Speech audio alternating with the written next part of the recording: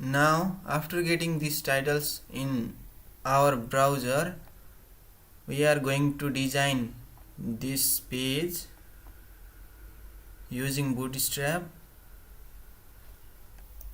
So let's make a container for this title.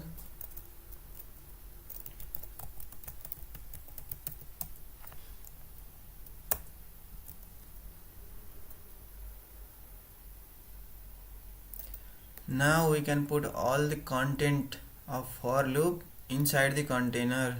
So cut it here and paste it. Save and refresh. Again let's make title bigger with h1. Save and refresh.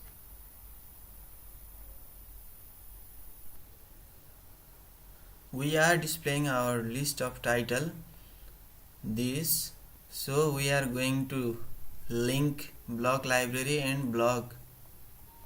So go to base.html and link here with /main/list, also in blog /main/list, and save.